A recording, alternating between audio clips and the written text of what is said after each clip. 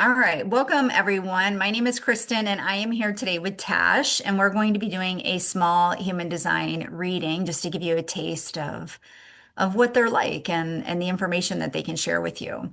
So Tash, this is your human design chart, and you had already shared with me that you really only know that your main type, that you're a generator, and you don't know much else other than you're a sacral generator. So you are a 6-2 sacral generator.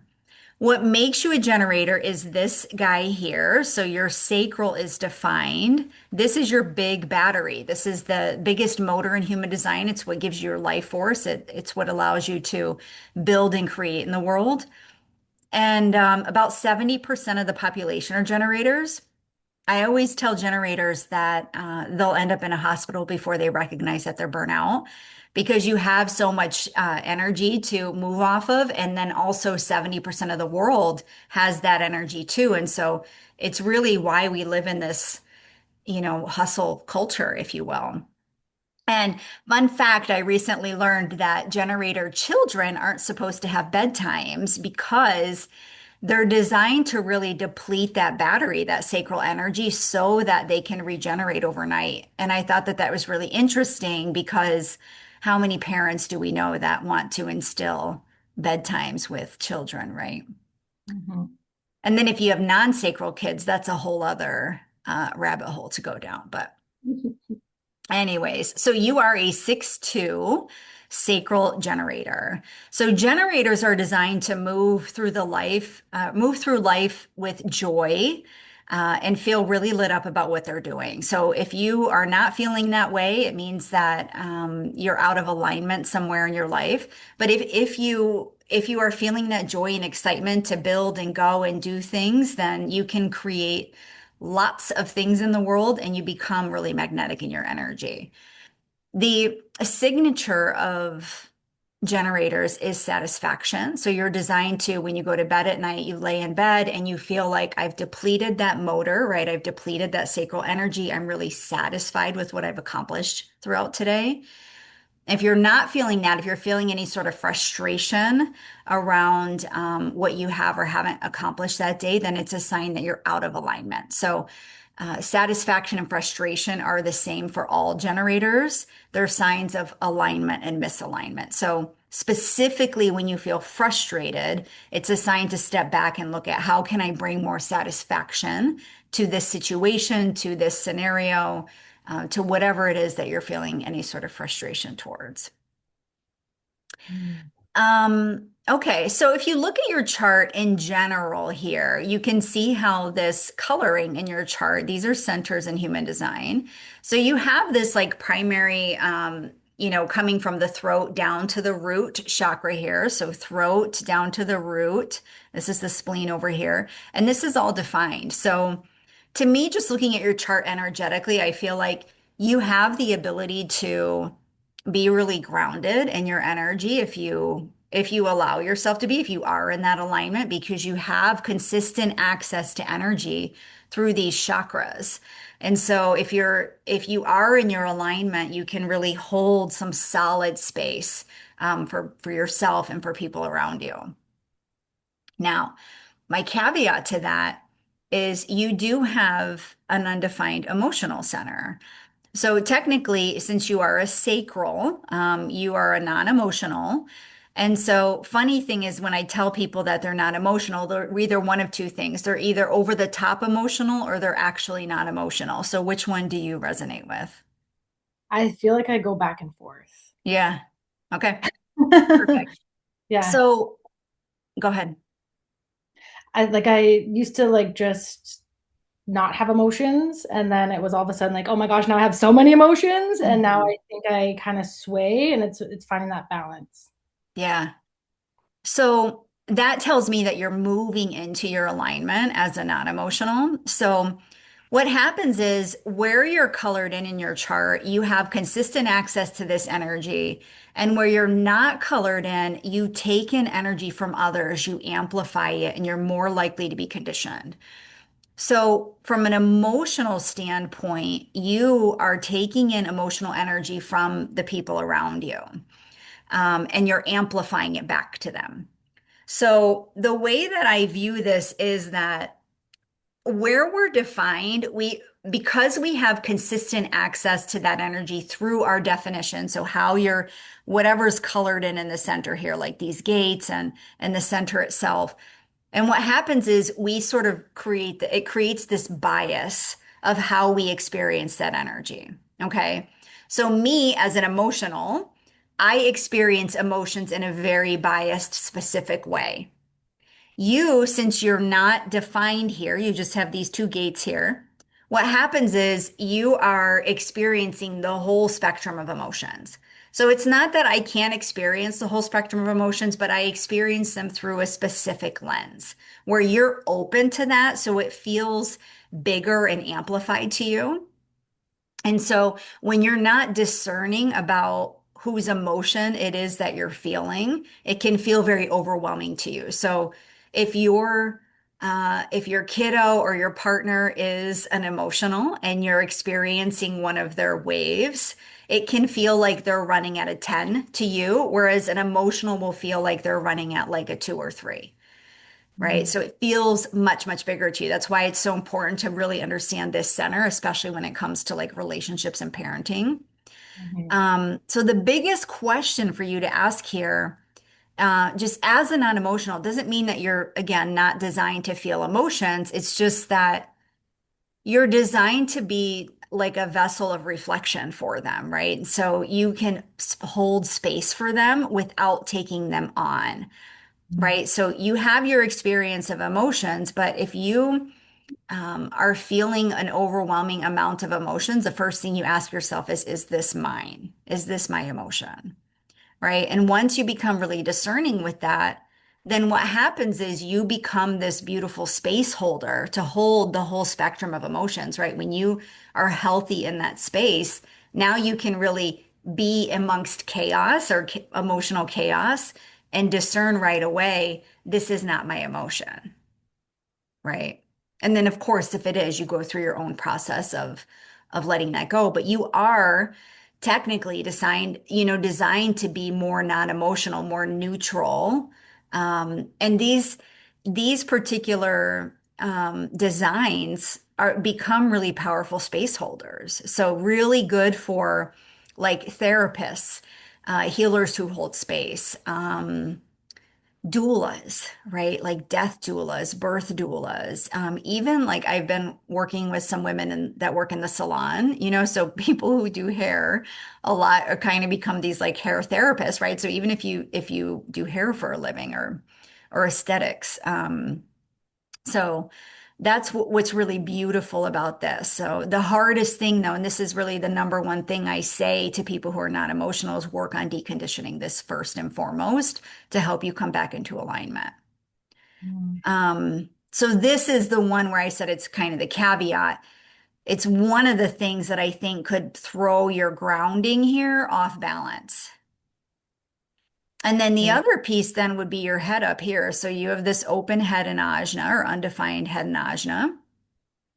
Um, and this is going to be the head is a pressure center. It's a pressure to know things.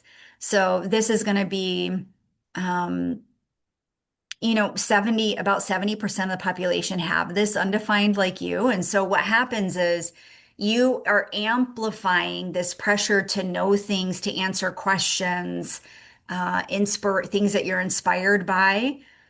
It feels like this anxious, chaos up in the headspace. So a lot of like overthinking and turning things over. The most challenging piece here, though, then is discerning again, what is my question that I want answered? What is the thing that I want to focus on thinking about? And human design, or that I want to know. Human design is really about deconditioning from letting the mind lead and coming back into the body. So you, Tash, as a sacral, you're really designed to follow this sacral energy. So your body is meant to guide you. right? Your aura is scanning its environment at all times as a generator, looking for something to respond to. And it's through that sacral, it's this visceral feeling in your body to move towards something. That's your guidance, not your head. Mm. And so this is the other space, especially because, anxiety is amplified, right, in society right now, and you're one of those amplifiers. So these are the two spaces, right? Head, anxiety, pressure energy, and then this emotional energy that I would say are the biggest things that can take this grounding off balance. Mhm. Do you have any questions so far? No, I don't think so. It's definitely all resonating. It's Okay. interesting to look at it through this perspective. So then tell me, do you feel like you know who you are? I feel like I do, and it's like not what is acceptable in society or whatever. Mm, That's kind of what okay. that, like, I don't feel like I show really who I am because I feel like people can't handle me. Because, Okay. yeah, it's like I get really passionate and that can come off as intense. And Hmm. Okay. So you have this defined identity center here, the diamond in the middle. This is the I know who the fuck I am center. And the only thing I would say, so generally people with defined identity centers know who they are and they know the path to get there, right? And so if at any point you feel like you're not quite sure of the path or you're not quite sure of what you're expressing, then the question becomes, who am I not? And you start weeding through this, who I'm not, to open up the path and clear the way for you. But you, with this definition, you really are designed to be very clear about how you're moving ahead. And so, to your point about the things that are, pulling you or holding you back, right? How other people might perceive you, right? So, to me, I would say that's more up here in the headspace, right? These old patterns or belief systems that are still in your aura, in your space, inviting you to start to decondition those and release them from being in control of how you move forward. Um, yeah, that's the biggest thing I would say here. The other thing I do want to say is that you're a 6'2", so your profile. This is how you um kind of like how your personality is presented in the world. Your six line is conscious and your two line would be unconscious. And so your six is all about the six goes through three phases in life.